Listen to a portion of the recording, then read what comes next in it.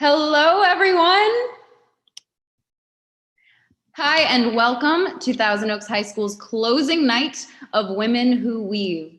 This cast has been working so hard for the last few months to put this show together for you virtually, and we are so excited to share this story with you one last time. Thank you so much for tuning in. I cannot wait to get started. I'm so unbelievably proud of these students for what they've been able to put together in this unprecedented time for theater. And without further ado, Women Who Weave.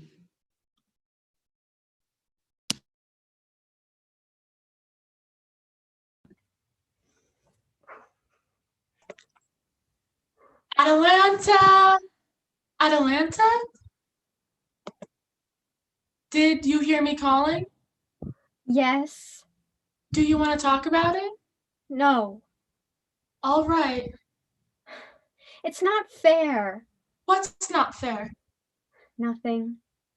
I can't help unless you tell me what's wrong. You can't do anything. That's nonsense. I have mother superpowers. It's part of the job description. My head hurts. Well, that's a quick fix. That used to always do it for you. Well, that's not a real superpower. Hercules can crack a boulder with his bare hands. Were you crying? No. Yes. Why? Girls cry. They don't have to have a reason. They most certainly do.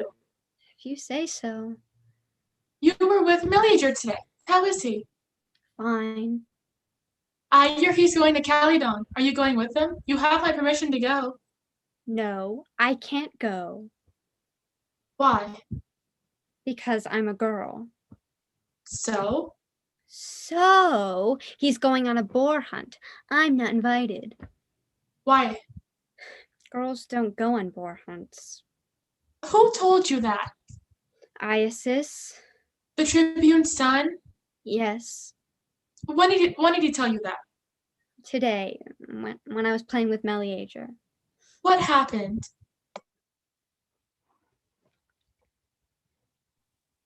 They're going to hold the games next year. Did you hear about that? What games? It's this new idea some guys from Sparta came up with. How does it work? Every city sends their best athletes to compete in a bunch of games to see who's the best. What are they calling it? Well, they're calling it the Olympics. That's a pretty stupid name. Think it'll catch on? No, probably not, but it does sound like a lot of fun, though. That's easy for you to say, Atalanta. You can run everyone in the village. Well, I don't like to brag. Yes, I do. I bet I could win if I went to those games. Yeah, well, what's the prize anyway? I don't think there is one. Then what's the point? Glory, stupid. Not my type of prize. Maybe someday you and I can go to the games together and I can run and you can compete in the wrestling matches. I don't think I'd be a very good wrestler. I don't spend enough time practicing with the boys. Well, you have to wrestle. We can't compete in the same event. Why not? Because then we'd be competing against each other and one of us would have to lose. Oh. Okay. Friends? Forever and ever.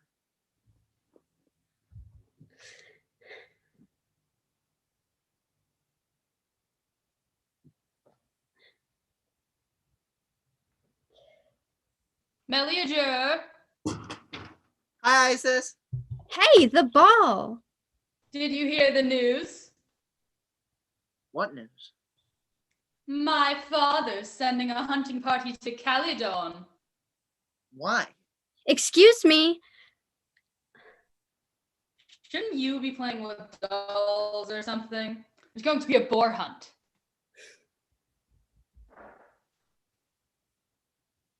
A boar hunt? You just lost our ball. Go get it back, Isis. Whatever. There's a wild boar ravaging the countryside. The king forgot to make a sacrifice to Artemis again. That sounds bad. It's real bad. The poor is killing everything and everyone that gets in its way. My father's sending a party to go hunt it down once and for all, and he's taking me with him. You get to go with the grown-ups? Of course I do, and I want you to come with us, Meliager. Me? It's time you took your place as a man of the village. I guess. Come on. Well, come. Yeah, right. What? You're not invited. Why not? You're a girl. So? Girls don't go on boar hunts. Why not? It's not allowed. Go braid your hair or something. This is a man's work. Loser. Atalanta. What? You're not actually going to go with him, are you? I mean, he is right. It's time I start being more of a man in the village. I mean, I've spent a lot of time with you lately. But we're best friends.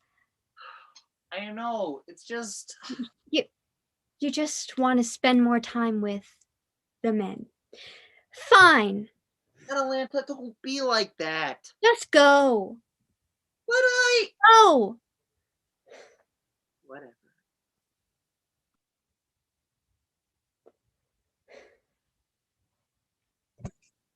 And then what? Well, I guess I got to thinking about it, and Isis is right. Girls don't go on boar hunts. That requires athletics and stuff, and girls can't even hit as hard as boys. So there must be something wrong with me. There is nothing wrong with you, Atalanta. Oh yeah?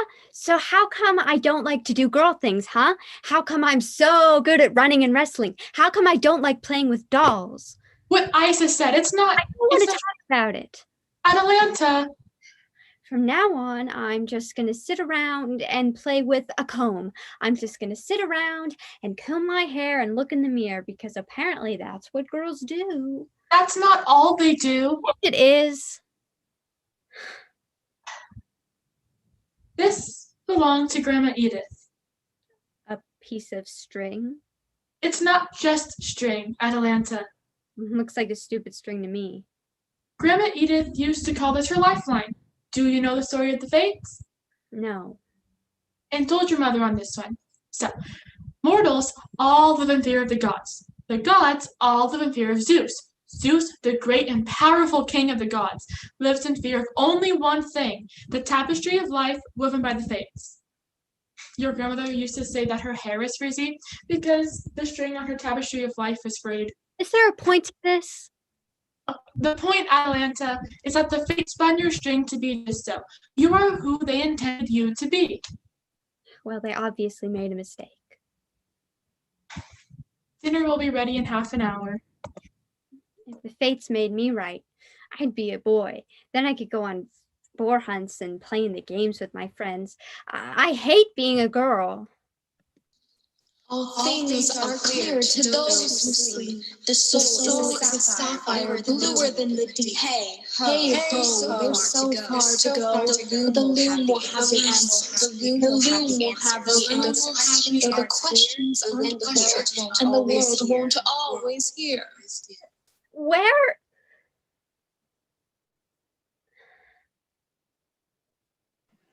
Hello, Atalanta. Hello, Atalanta. Where am I? No man's land. A place that mortals never see. In fact, you're our first visitor ever. At least for a very long time. Ever. Long time. Ever. Long time. Ever. Long time. Ever. Long time. They always do this. My dear, I remember back to the days of Kronos, and I can promise you that no one has ever come here, Clotho. Who are you? Wow. No one's ever been able to get them to shut up before. Well done. Ahem. We are the Fates, Atalanta. The Fates? The Fates. You know, the tapestry of life. The creators of destiny, the sisters three. Anything familiar there? It's been so long since anyone's known us. Lachesis, what are they teaching children these days? Nothing important, I'll say that much. I hear they've come up with this newfangled thing called mathematics. Worthless. And don't get me started on this science stuff. It's true. There was a time when all mortals stood in awe of us. Fates. Oh, my mother told me about you. Zeus is supposed to be afraid of you? Oh, I hate it when they do that. Get up, child. but if Zeus is afraid of you, then mortals should be too. Well, he's not afraid of us, but rather of our art. What's that mean? Perhaps formal introductions are at hand. We are the Fates, Atalanta. Clotho, the spinner. Lachesis, the weaver. Atropos, the cutter. Those are terrible names. As opposed to names today, no character whatsoever. Oh, do lighten up, Atropos. And please, do get up, Atalanta. We hate genuflecting. Well, your name certainly has character. Atalanta? Sounds like a city. My mother named me after her sister. She died before I was born. Oh, yes, I remember that one. Everyone must go with their time, child. No one ever realizes how delicate their threads are. What's that supposed to mean? Do you see those threads she's cutting, Atalanta? Show her, Atropos. Those are the threads of each person's life. Each one is a different length. It is our duty to weave them together into the tapestry of life. And what is the tapestry of life exactly? Look at the loom. Each thread you see represents a different person's life. Clotho spins the thread into being. I weave it through the path that everyone's life will take, and Atropos cuts the thread. And why is Zeus so afraid of you? Zeus is afraid of the tapestry because he knows that he has absolutely no control over it. We decide the fates of the human race, and Zeus must abide by our decisions. It's a pretty important job for a bunch of girls. He doesn't have to like what we decide, but he'll go along with it. Or else, no one disobeys us, girls or not. So you control everything about someone's life? From long before they're born. Can you change it? Can you change someone's fate? Absolutely not. Pose. There has to be first time for everything, Atropos. Why would you want us to change your fate, Atalanta? Well, not to be rude or anything, but I think you made a mistake with mine. Mistake? Ha! We never make mistakes. What do you think we are? Politicians? We're the Fates, child. Makes mistakes. Let's hear her out. What kind of mistake? Well, you really should have made me a boy. A boy? Why in the name of Olympus would you want to be a boy? You enjoy smelling like an armpit? No, but I want to play sports. Maybe goat cheese. Sports? No, definitely fish. Codfish. I want to play in the games and go on boar hunts with my friends. You know, sports. Oh, I see what she means. Well, you have a very athletic thread. And healthy thread. I did that on purpose. I remember. So, why aren't you playing your games? Go off and chase after the boars if that's what you want. I wouldn't want it. No, indeed. All that effort for a side of pork? Ha! But if that's what you want. But I'm a girl. Oh, what? Girls can't go on the hunt? All girls do is sit around and look pretty. They don't do anything important. Really? believe that? And that's all women do, sitting around, primping in mirrors. And women are just grown-up girls, so... Well, that's silly. Girls and women can do all kinds of important things. Haven't you ever heard about the female heroes? Only heroes I've heard of are Achilles and Hector. Oh, and Hercules, too. Hercules! It's always Hercules! All that overgrown beefcake did was kill monsters that were minding their own business. Girls don't make good heroes. They can't hit as hard. Do you really think that the only way to solve a problem is to hit things? Where's the intelligence in that? Where's the cleverness? Even the greatest warriors in the world knew that prowess was second after brains. Atalanta is right, though, in a way. The great heroines of days gone by did not solve their problems just by hitting things.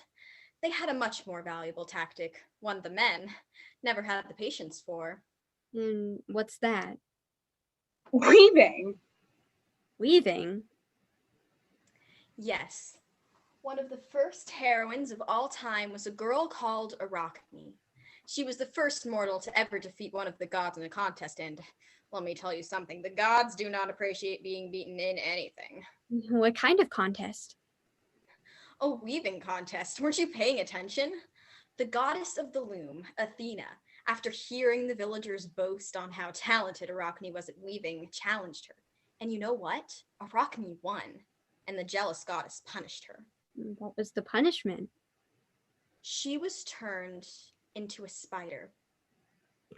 And before you start making faces at me, let me tell you something. Spiders are underappreciated heroes. They trap bugs that might hurt people. They keep everything in nature in a complete balance.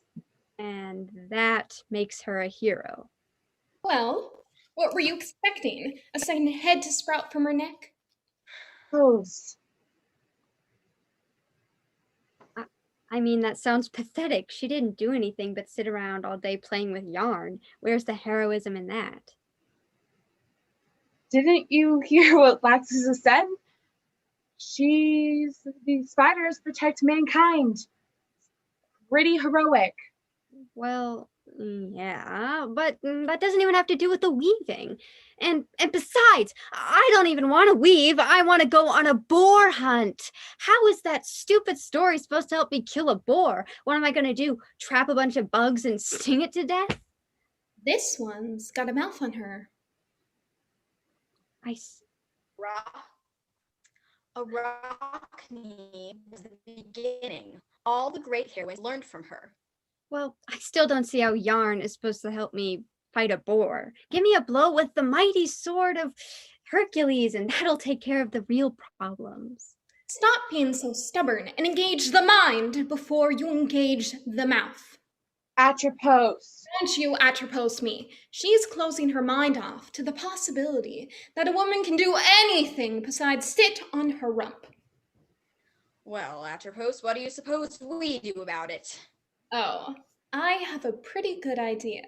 Now, where is it? Who are you looking for? I'm looking for Penelope. It's here. Now, you pay attention, young lady. All right. To hear is not enough. To see is not enough. One must be in order to truly understand. I spin the tale of Penelope. Penelope. Our fates are tied together from our origins in the womb. The ties that bind our lives together into tapestry on the loom. As the spindle turns, so does the world to future from the past. The fate is set in motion, and the die is swiftly cast. Penelope.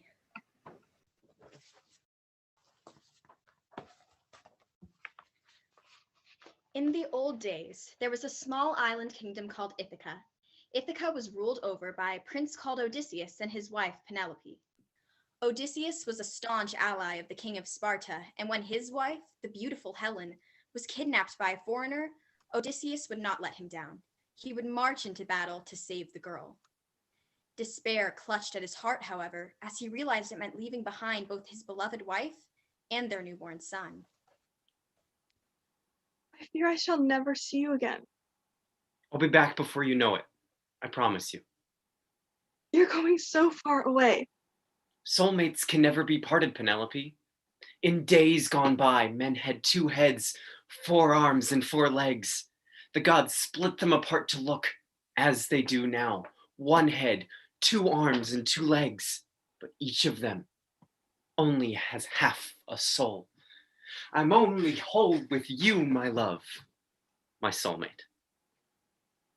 I shall miss you terribly. I love you, Penelope, and I shall always return for you.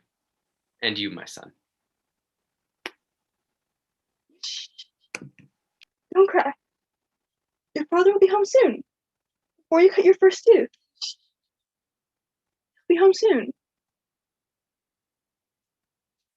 But after a year, Odysseus had not returned.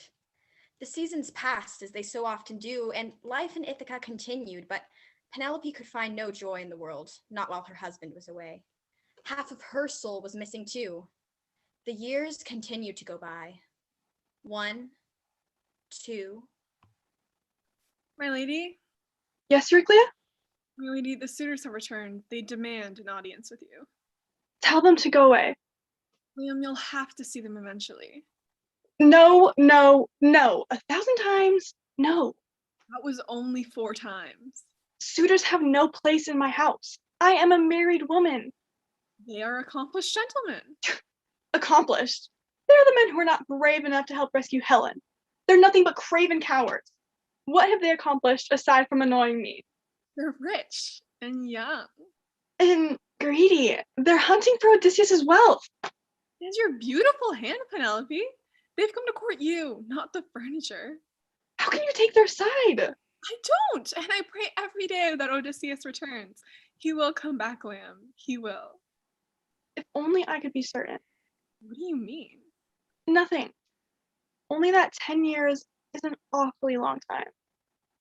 Have patience, child. He'll return. When? I don't know. But until then, you must entertain your guests. Hospitality was always important to your husband.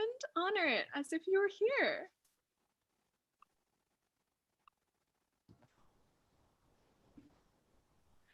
Fair Penelope.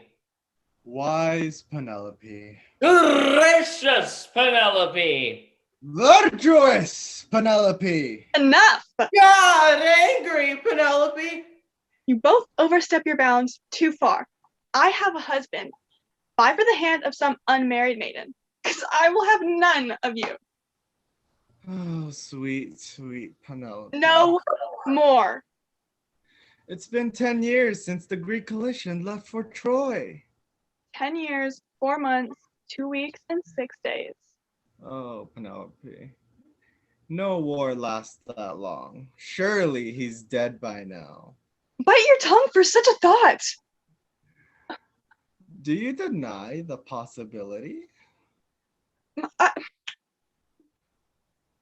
Yes? I cannot deny it. You are young and beautiful. Let go of the past. It's time for you to choose a new husband. No! I will have no husband but Odysseus.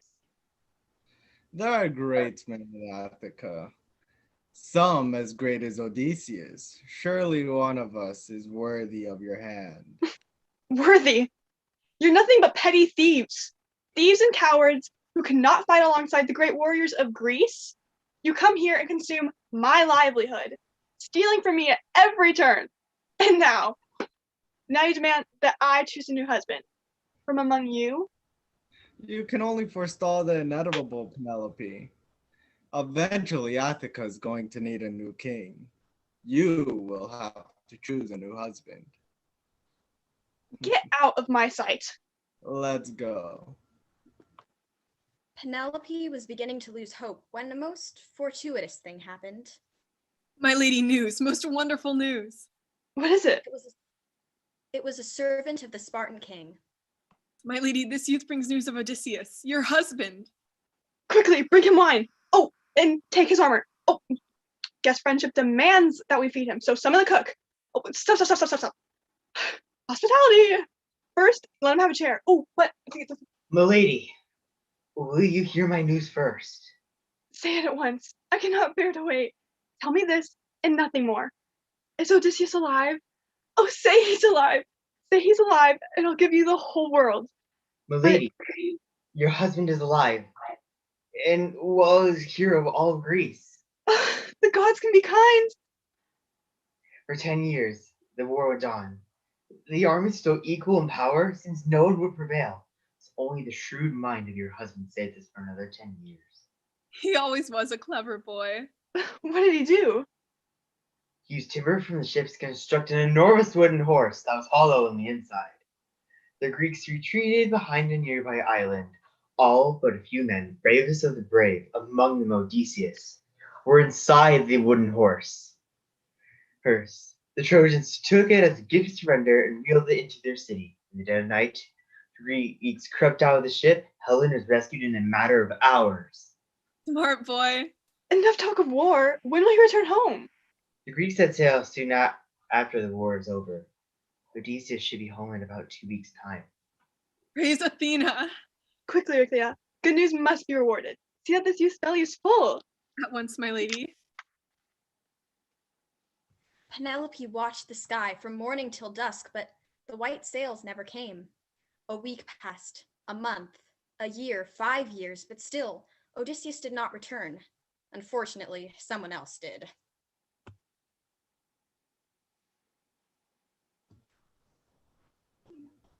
Fair Penelope. Wise Penelope. Gracious Penelope. Virtuous Penelope. Enough. Penelope, it's been 15 years. And I shall wait another 15 if I have to. Odysseus isn't going to return. He will return for me. Odysseus is dead. No. He's dead, and if not... Yes? If his love for you is as strong as you say, perhaps he would have returned by now. Maybe he's taken up by some fair nymph or foreign princess. How dare you?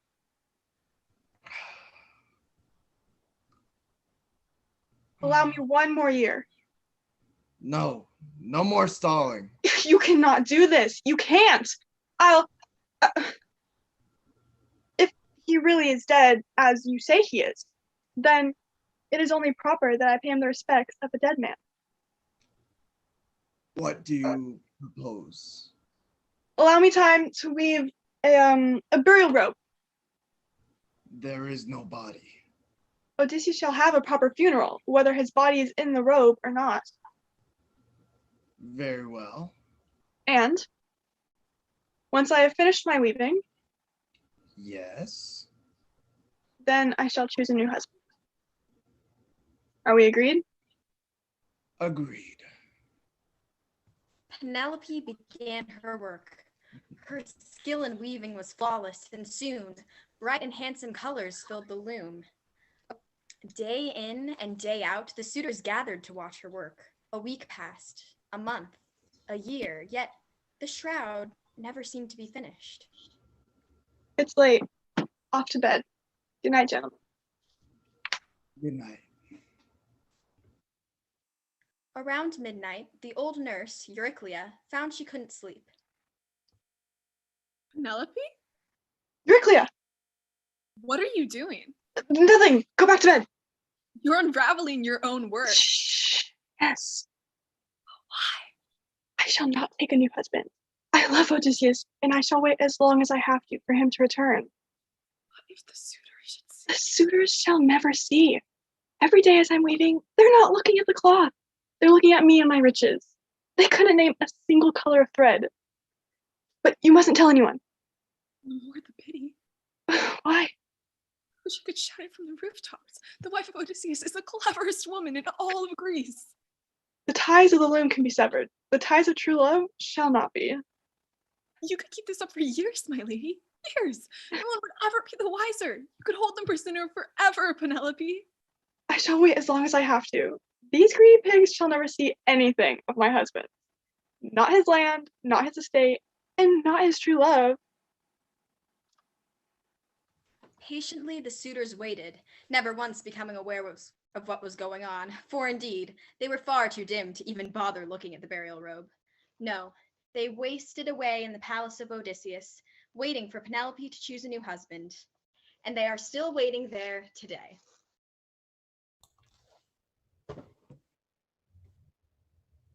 They really fell for that?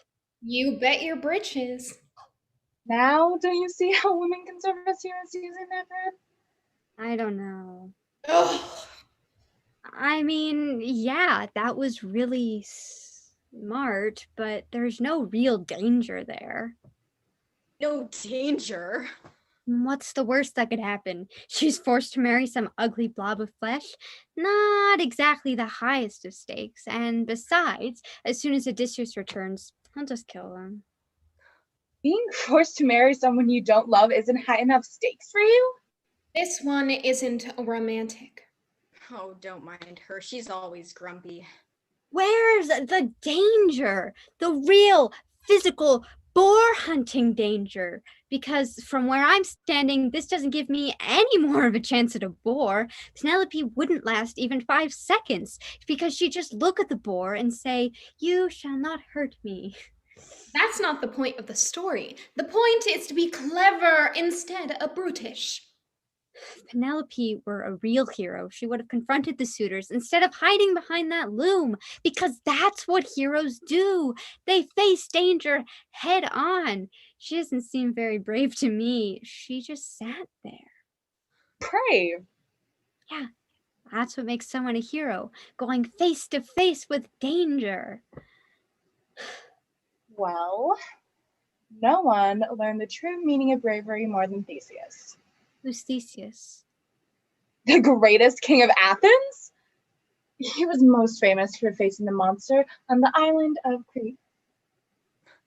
Now, don't forget where he learned his bravery. It was from Ariadne. Ariadne? Is that the monster? I want to hear about the monster. Oh, silly. Ariadne was his true love. She was awfully clever.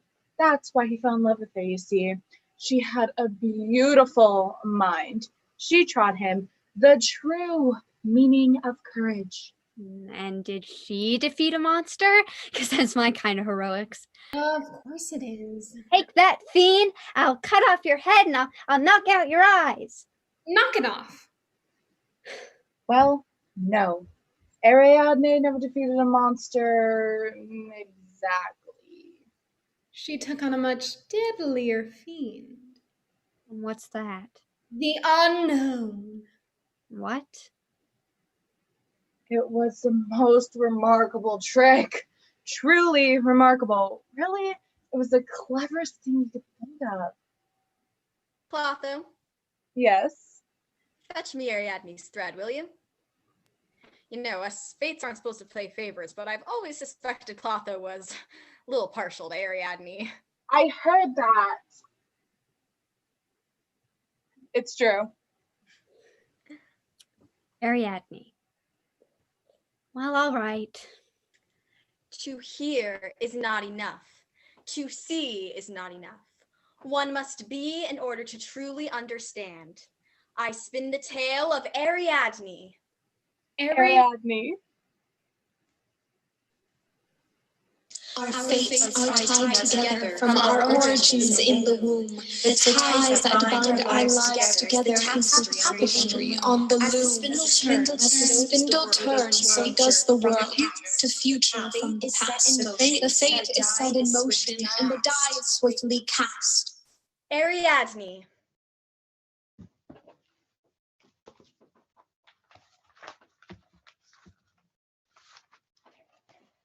The jewel of the sea was a little island called Crete. Crete was ruled over by a king named Minos. He had no heir, but he had 2 daughters. The elder was named Phaedra, and the younger was named Ariadne. One night, the two of them did something they weren't supposed to do. Come on, Phaedra. I don't think this is a good idea, Ariadne. Hurry up or we'll get caught and then they'll know what we're up to and we'll never get a second chance. Well, they told us not to come here for a reason. On his estate, Minos had built an enormous maze carved into the rock of a natural cave. Everyone called this maze the labyrinth. No one who entered the labyrinth ever returned again. I want to see it. But Ariadne, come on. Of course, there were many rumors about the labyrinth. The most popular and well-known was that deep within the heart of the maze lived a horrible monster. Everyone lived in fear of it, though no one had seen it before. Then again, people are often afraid of what they don't know. Most people. do you see anything? No, nothing. Okay, we should go back to bed. No. We can come back in the morning when it's light out. I'm going in. But you can't. Well, I can't see anything standing around here. Don't you dare. Phaedra. I won't let you go in there. Phaedra, let go. No. Oh no. Phaedra, Ariadne. There was nowhere to run. The girls had been spotted by their mother, and when you get caught by your mother, you know what happens. What are you two doing out here at this hour? Nothing. Come away from there at once. We're sorry, Mother. No, we're not. We weren't doing anything wrong. And what exactly were you doing? We just wanted to see the monster in the labyrinth. You must never go near that cave again. But why? I will not lose a child to that beast. You mean there really is a monster? You must understand. Understand what? This is a very difficult story for me to tell. Tell us, Mother. Deep within the heart of the maze lives the Minotaur. The Minotaur? That's what they call him. The Minotaur, the bull of King Minos. So the monster is a bull? No, the monster is because of the bull. When your father disobeyed the gods, refused to make the sacrifice of a bull, they punished him. What was the punishment? At the time, I was carrying a child in my womb. They put a curse on me and my child, a curse of transformation. Transformation? When the time came, I gave birth to a son. We have a brother? When he was born, his body was twisted, and he had the horns of a bull. A bull? A reminder of how your father betrayed the gods through a bull. What happened to him? Your father was so ashamed. He ordered all the servants who had seen the child to report that it had died and to never speak of it again. At once, he sent for the finest architects in all of Greece and had them construct a maze, the labyrinth. But why? Place to hide away his ugly son, the Minotaur. He was so ashamed. Once the labyrinth was constructed, it was placed in the very center and locked away. I was told I must never think of it again. So the monster at the center of the labyrinth is our brother? How awful. No, that thing is no brother. It's a monster. But you must never tell anyone. Promise me, both of you. You must never tell another Cretan this awful secret. We promise. Promise. And you must never try to go down there and see it. It would rip you to shreds. Promise me. Promise me you won't try. We promise. Ariadne? Ariadne! But Ariadne could not promise. Hard as she tried, Ariadne could not forget what she learned that night. The weeks passed into years, and Ariadne grew into a beautiful young woman, but her heart was always sad, knowing of her long-lost brother and the deep shame her father harbored. Many years later, a stranger came to Crete. His name was Theseus, the son of the king of Athens. After a great war against Crete, it was declared that every 9 years a tribute would be sent be sent there in the form of a young person. Everyone was shocked when Theseus volunteered to come, knowing full well that Minos always sent the tributes to a horrible fate, deep within the heart of the labyrinth. This is most peculiar indeed. I asked my father to send me. It's unfair for him to sacrifice the children of his people without giving up something of his own. Noble sentiments, but I must tell you that no amount of nobility will change my mind. I understand completely. And tell your father that even sending me his own son will also not change my mind when 9 years come and go. Of course not. Very well. You will be sent to the dungeons tonight. In the morning, you will be in the labyrinth to meet your fate. Ariadne! Give it back! You'll have to do better than that, Turtle. Father! Father! Make her give it back. Make her give it back. It's only in good fun, Father. The moment Ariadne set eyes upon the handsome Theseus, she felt her heart dance in a way it never had before. Phaedra! Ariadne! How many times have I told you to not run around the castle like harpies? We're sorry, Father. We didn't know you had a visitor. He's not visitor. He's the tribute sent from them Athens. Get on! Theseus! Whatever! The tribute? Yes, he is the tribute.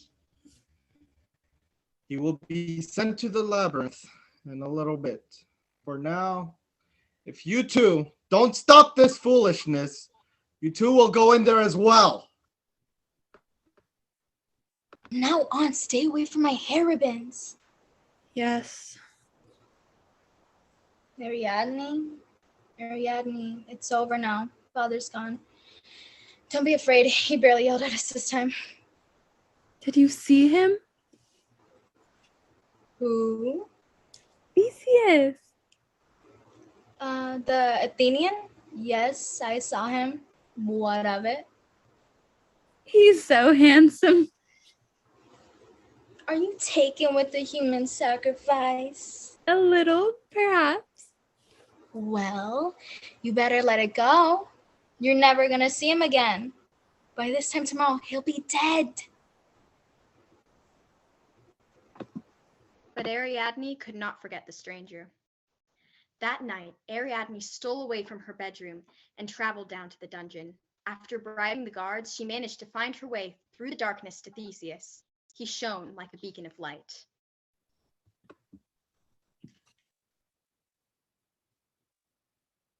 Who's there? A dead woman, if you won't give me audience. I remember you from the throne room. You're the daughter of King Minos. My name is Ariadne. Ariadne.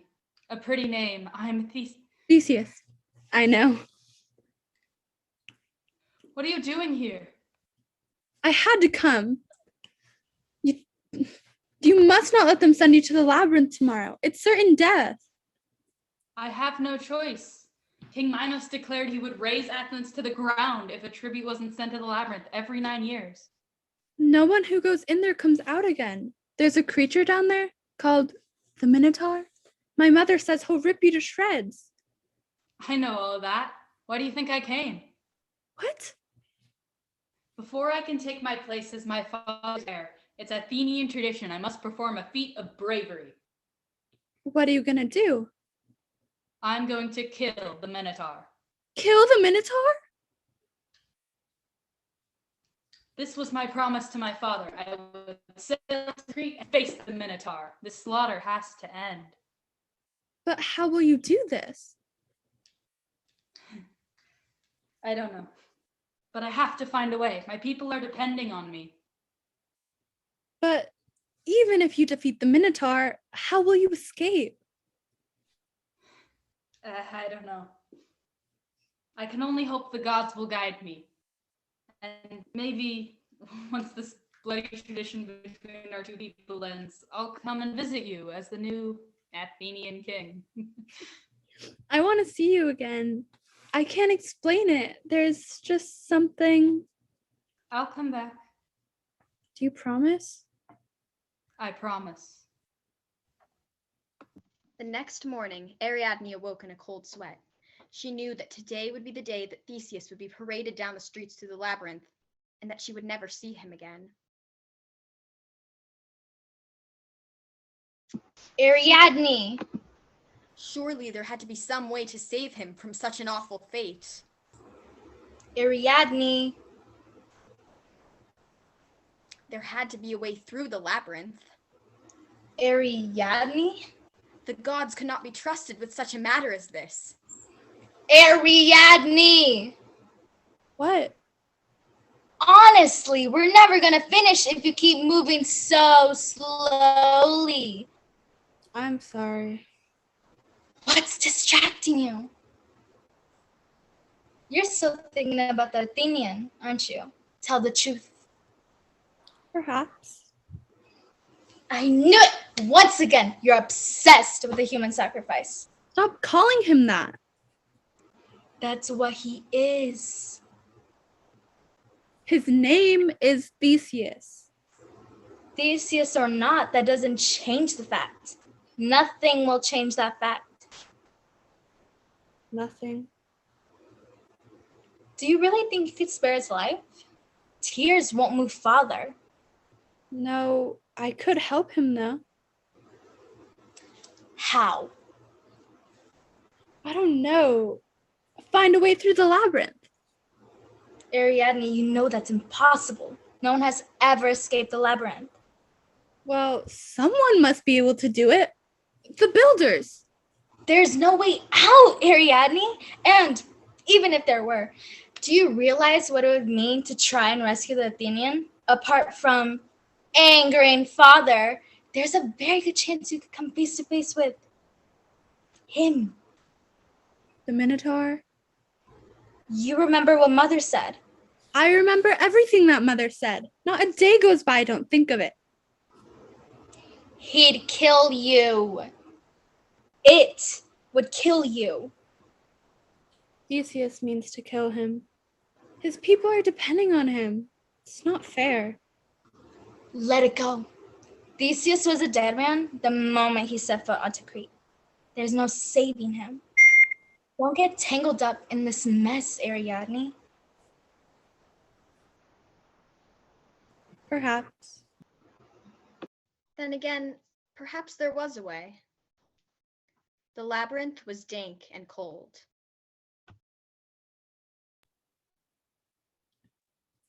Theseus! Ariadne? Theseus! What are you doing here? I had to come. This practice is wrong. You've done no injury to my father. You don't deserve to die. No one deserves to die. That's why I have to end this slaughter once and for all. But how will you do this? I told you, the gods. Instead of putting your faith in the gods, put it in me. Ariadne. Let me come with you. You're very brave, but you could be killed. So could you. Maybe together we stand a chance. As we walk, the string will trail behind us, and when we want to escape, we can follow it back to the entrance. May all the women of Greece someday be as clever as you. There is one thing. What? In return for this, you must grant me one favor. Anything, just name it. No, not yet. When the time comes. All right, I promise. And so the two began their trek through the maze. Around and about the many twists and turns of the labyrinth they went. Behind them trailed the string, their lifeline that would bring them back to the entrance again. The labyrinth grew darker and colder, but they were not afraid. They passed the lifeless remains of countless Athenians from days past, innocents who had been torn apart by the mighty Minotaur. All this time they knew that at any moment... Stand back! Theseus, wait! You!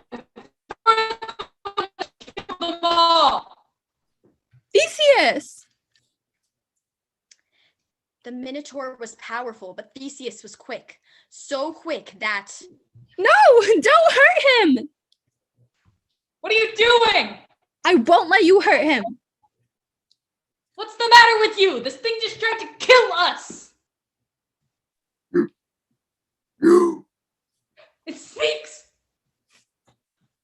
you try kill me. You killed all these people. Someone had to stop you. They try kill me first. When I gave you my string, you promised to give me a favor in return. This is it. I asked that you spare the Minotaur. Spare the Minotaur? Why? I can't tell you. What? I promised my mother I would never tell another Cretan, and I have to honor my word. I have to. But What? But you're not a Cretan. Then tell me. He's my brother. What? What? My brother. By the same father, same mother. But it's hideous, and you're so pretty. A curse of the gods. Punishment for the crimes of my father. Something he didn't deserve. You should know what that means, Theseus. Brother. Yes. And if you want to kill him, you're going to have to kill me too. You said to become king, you had to perform a feat of bravery? Yes. Well, sometimes it takes more courage to be merciful than to be cruel. You're right. No kill. No kill. No one. No one what? No one showed me kindness before. Or try kill me. Those days are over now. Over? I promise. My ship sails for Athens tonight. I'll take him with me. He'll never have to be locked away in here again. Athens? Yes, my home. No. No? Were there Minotaurs in Athens? Are there Minotaurs in Athens? Well, no. Only people like us. No go. Better be all alone. All alone. This is his home, Theseus. Would he really be accepted in Athens? No, I suppose not. I stay. Keep this with you, in case you ever change your mind. When I return to Athens, this will end. I will tell all the people of the great mercy of the Minotaur. No one will ever try to kill you again. I promise. And with that, Theseus and Ariadne began to trace their steps back through the labyrinth, following their string. Thank you, sister. Under white sails, Theseus left Crete, sailing back to Athens. Ariadne was at his side. Never again was an Athenian sent as a sacrifice to the Minotaur of the labyrinth. But no one knows what happened to the Minotaur himself. Some say he remained in the maze till his dying day, others that he eventually followed the strings of Ariadne and disappeared into the night. He never killed again. It is clear that familial ties changed him forever. He knew that although he may be a monster on the outside, on the inside he had the same heartstrings as any man. There now. Dispute the heroism of that story, if you can. Using the string to get through the maze? That's so simple. It's so simple. How come Theseus didn't think of it? No, he needed a woman's brains for that. Men are always too occupied with how to fight something. They forget about the rest of the world around them. Don't be unkind, Atropos. Men can be perfectly clever too. Think of Odysseus. Bah. Look, that's great, but a boar isn't exactly going to be hiding inside of a maze. Besides, Ariadne could have just run away, followed the string back, and then shut the door behind her. Problem solved. There's still no real danger there. No blood and guts. Blood and guts.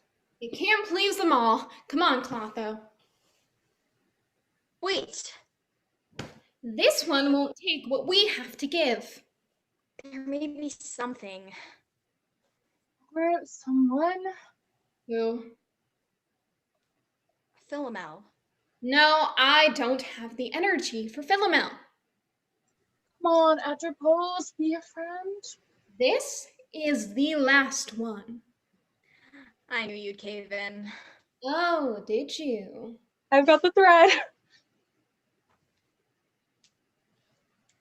To Hear is not enough.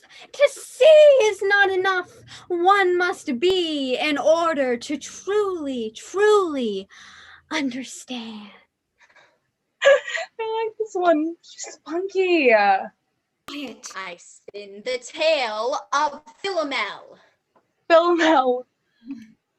Our fates are tied together from our origins in the womb. The ties that bind our lives together is the tapestry on the loom. As the spindle turns, so does the world to future from the past. The fate is set in motion, and the die is swiftly cast. Philomel.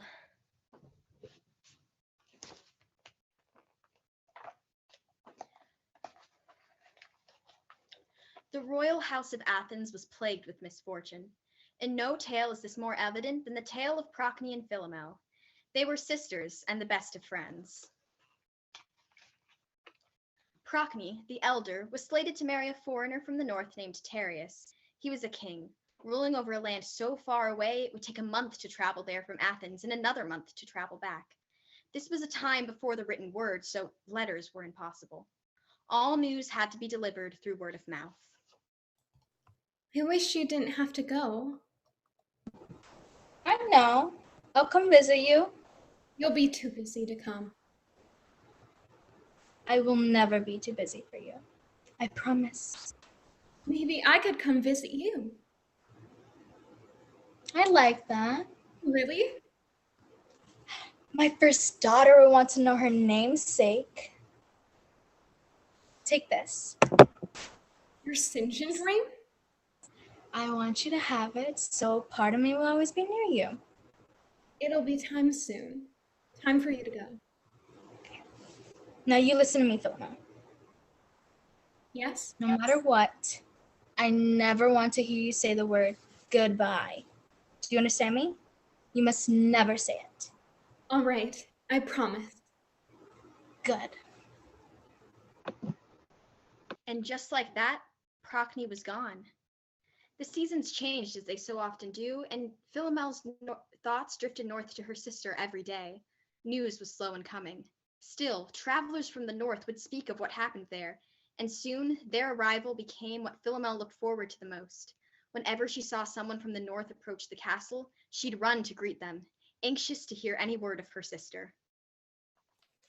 I know your face. You're a servant of the northern king, Tereus. Yes, Lady Philomel. You any news of Queen Procne?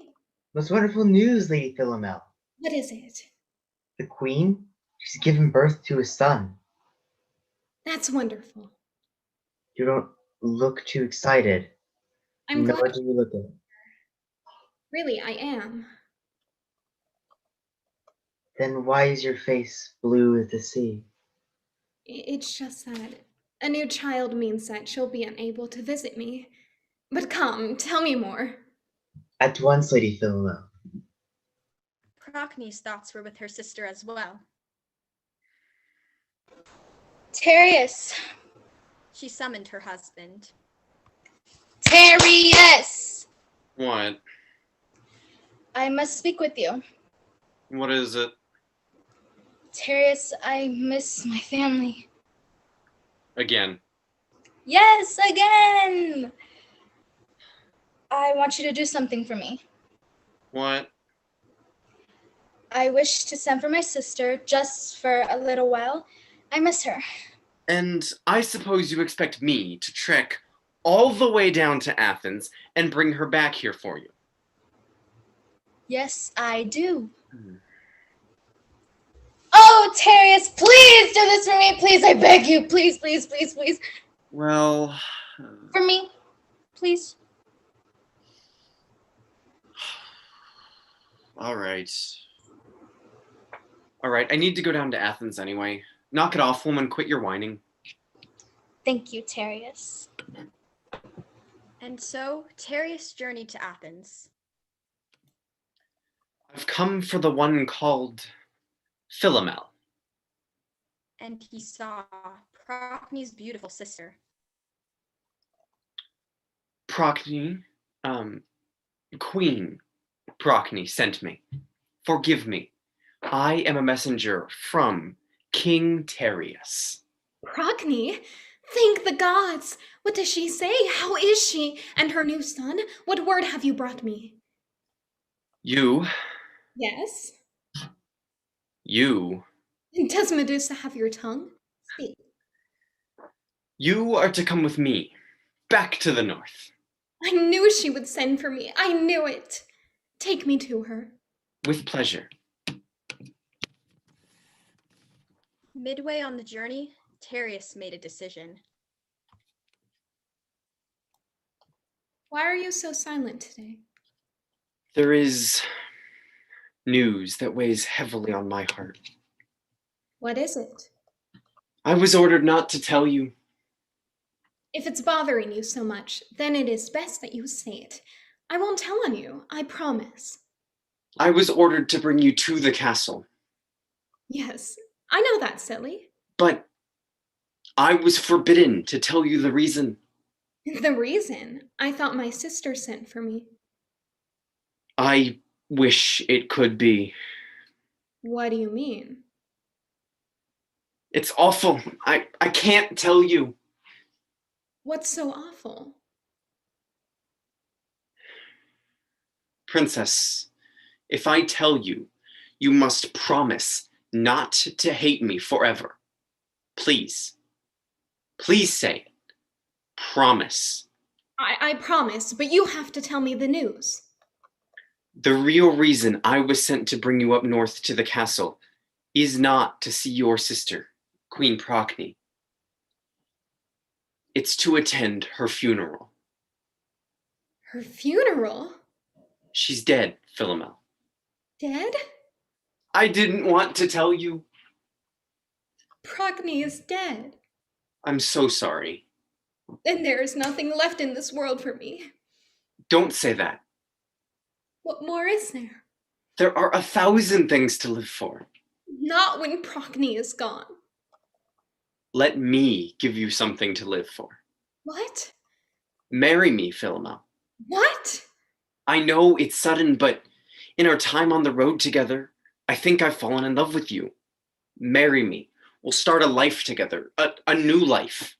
I can never replace your love for your sister, and I don't have much to offer you, I know that, but I love you. Let me make you happy. I don't know. Am I not good enough? No. Then it's because I'm just a poor messenger. No, of course not. Am I too ugly for you? Of course not. You're very handsome. Then there's no reason.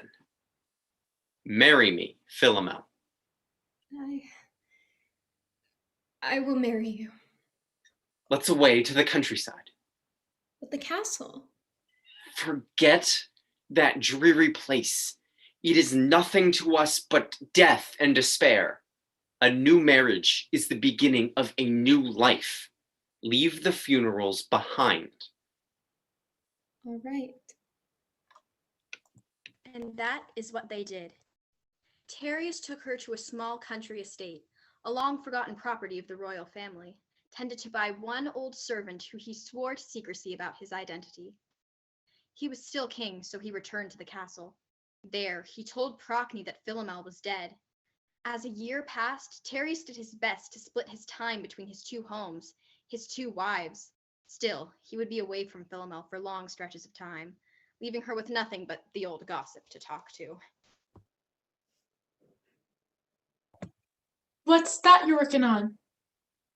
Oh, nothing. Just a cover for a bed. Will you never weave a baby blanket? Honestly, you have been married for a year already. People are starting to talk, you know. By my account, our queen was already a mother by this point in her marriage. Yes. And now a second one. How proud the king must be. Second one? Yes, I was speaking to the miller down the road this morning. Now he said that the blacksmith told him that old Nestor's wife told him that the night watchman told her that the queen had a daughter a few nights back. Of course, everybody knows that Nestor's wife is a good-for-nothing liar who only cares. This is her second child. Ah, I forgot that you're still a stranger in these parts. She had a son last year. I mean, Nestor's wife said she was there, but as I said before, she really just... Quickly, tell me, what is the name of the new child? Her name? Yes. Let me see. Now that I think of it, the queen gave her your name, Philomel.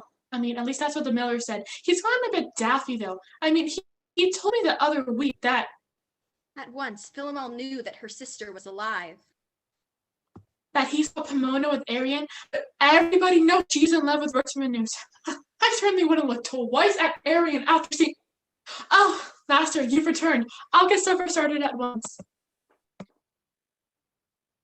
My love, what's the matter? Your love? Your love, indeed. What's this? My sister is alive. Yes. How could you? Don't be angry with me, Philomel. Answer me. How could I? I fell in love with you, my dearest. And you told me my sister was dead. You can hardly fault me for wanting you all to myself. Besides, Procne would never let me have you. If you had courted me properly and asked my father for my hand, she would have had no say. Well, that's not entirely true. What do you mean? Procne is my wife. Darius! Yes. Villain! Fiend! Dog! Philomel. Brute! Philomel. Heartless liar. Stop it at once. Oh, believe me, it ends now. Do you really think you'll get away with what you've done? I will find a way to let the world know you'll be a disgrace, an outcast among civilized men. You don't mean that. Oh, yes, I do. Darius's heart was seized, not by anger at what Philomel had said, but by fear. The fear that she would be right. Should anyone know what Darius had done, he would lose everything he had. No. Darius took a hold of her with a fire in his eyes she had never known. Afraid, she fought against him, tearing through the house. Philomel was quick, but Darius bounded after her, upsetting tables and chairs, none of which disturbed the old servant. Around the house they went, but Darius soon overtook her. He flung Philomel to the floor and was poised to cut her throat, but suddenly she looked up at him with her beautiful eyes, the ones he fell in love with, and he found he could not do it. Yet he knew that if Philomel had the chance, she would tell the whole world what he had done. In an instant, he wrenched open her jaw and sliced out her tongue. Without it, she could not tell the truth, and she would fall silent. Darius left for the castle at once to tend to his other wife and their newborn child. Philomel was left in despair. Without her tongue, she could not speak, and it seemed that Darius would be safe. You must remember that this was a time before the written word. Words could not be expressed on paper. How could she explain what happened? Brooding, she paced through the house, fear clutching in her heart as she knew that any day Darius would return. If she could not reveal what he had done, she would kill him. At once, she ran to Darius's room for his armor. She sought his sword, but what she saw instead gave her a most wonderful idea. Darius kept a shield in his closet, one crafted by the finest smith in Thrace. It was unlike most shields because instead of words, this one told a story in pictures. She was no smith, but there was something she could do. Philomel could trap him yet. At once, she set to work at the loom, taking infinite pains to create a magnificent tapestry. And she had a great cause, for she could not let her story go untold. In threads of red and blue, she produced the whole account of how Darius had wronged her. When Philomel was finally finished, she sent for the old servant. You sent for me, my lady? What can I do for you? What do you want me to do with that? Go where? Take it where? A dome? A pyramid, like the Egyptian pyramid? Oh, that's so cool. No? Cake? Oh, is it a birthday present for someone? Are we gonna have a party? I love parties, but I'm fairly certain it's no one's birthday. Although Nestor's wife is always lying about her age. Everyone knows that she is older than dirt. Why the... Oh, no? The castle? Okay. Wait, are you mad they'll never let me in? But how? What's this? The Royal See of Athens? Oh, how did you get this? Is it real? It's real.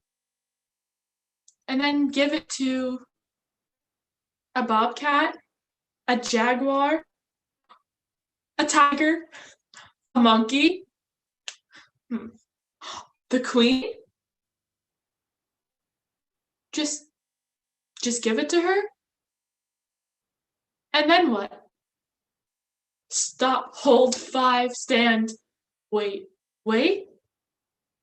Just wait. Oh, right, Nestor's wife will just love this.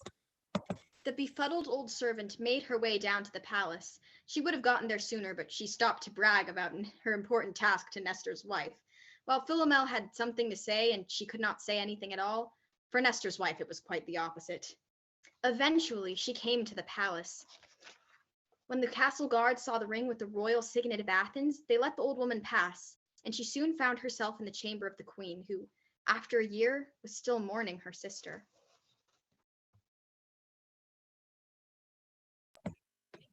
My lady? Yes? I've come from the country. Go back there. But, my lady, I've brought you a gift. No gift shall lighten my heart. My lady, please, this is the kind of work that Nestor's wife would trade her teeth for. Here. She did not know who Nestor's wife was, but the bright colors of the beautiful gift caught her attention. Reluctantly, she took it from the old servant and unrolled it right there. At once, she saw Philomel, her sister's very face contorted in pain, tears rolling down her cheeks like diamonds. Philomel! Beside her, equally unmistakable, was the form of her husband, the vile Tereus, cutting her sister's tongue out. Where did you get this? Oh, my mistress sold it for you in honor of your daughter's birth. Where's your mistress now? Back at the country at her estate. It's a lovely place, you know. It's much nicer than the miller's farm. Oh, and don't even get me started on that dump where Nestor's wife lives. Will you take me there? Oh, certainly. To make sure no one in the castle would see her go, Procne slipped away with the servant, crossing the golden fields to the country estate. There, Philomel was waiting for them, weeping by the loom. Oh, Philomel! I thought I had lost you. That horrible vile man. His plan failed. Now I know the truth. I don't know. As the two sisters sat there, holding each other, they wept. It was then the most peculiar thing happened. Zeus, the king of the gods, chanced to glance down at them, and in a rare act of kindness he pitied them. Gathering the ethers in his hands, he transformed the sisters. Shake off the burden of mortal life. Sweet Philomel, let your song be heard. Bid farewell to wicked human strife and fly free as the new morning bird. And before the tired eyes of the old servant, the two sisters became nightingales. The bird of brown wings, the musical nightingale, the first that Zeus created. Can it be? Of all the birds, the nightingale's song is the sweetest, but it is also the saddest, for they know they are no longer creatures of the mortal world as they know it, and they can never forget what happened. Your story will be told. And it was. This is the end of our journey, Atalanta. Now will you make it so I can go on a boar hunt? You already have everything you need. The fates will change nothing. So I'm trapped in this girl's life forever. Trapped. You can hold him prisoner forever, Penelope. Don't get tangled up in their mess, Ariadne. Philomel could trap him yet. Trapped. Trapped. I can do it!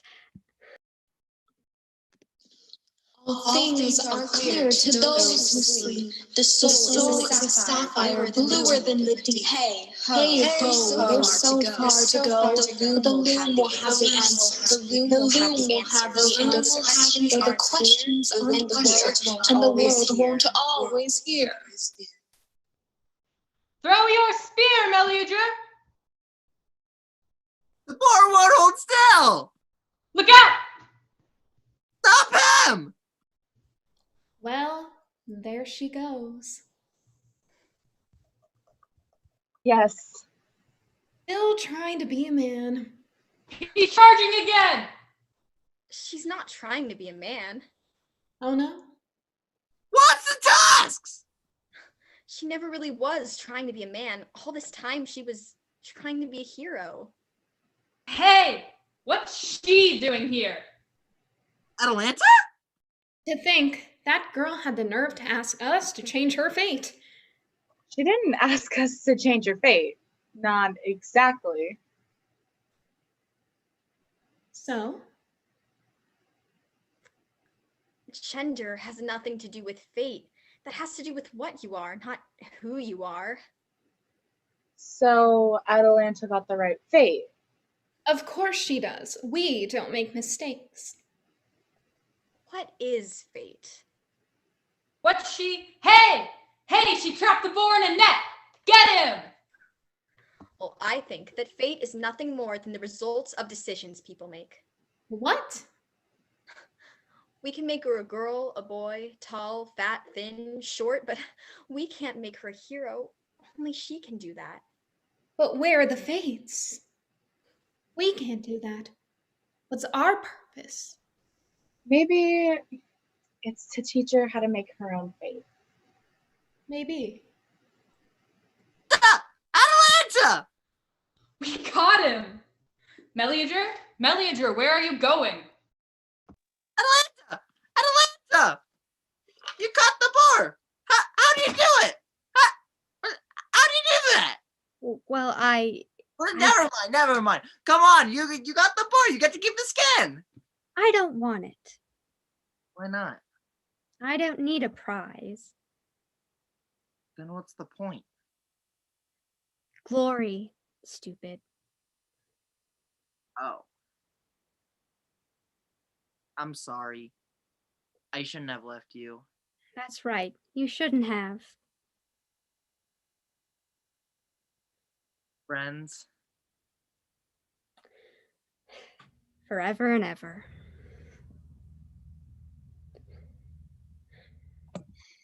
You did it, Atalanta. You're the hero of the boar hunt. That net was such a clever idea. Well, not everyone has to be a hero by hitting things. That's true. And girls can be heroes too. I'm proud of you, Atalanta. Thank you. Never forget. Never forget what? You are descended from a long line of heroes, women who used their minds and followed their hearts. I sing of Atalanta. I sing of Atalanta. I sing of Atalanta. Pardon us if our tale now must end, but it has been said and now is known That once there was a time in a dark land where power was given to men alone. But on the loom were women spun of metal greater than iron or steel. They descend from what their mothers had done. Penelope's tapestry would not yield. Ariadne dared to enter the maze, and Philomel shared her tragic story. And through their stories were lost in the haze, still their descendants inherited their glory. Never underestimate the power of the mind. It holds us together, the ties that bind. Take this to heart as you part and believe. We owe our strength to the women who weave.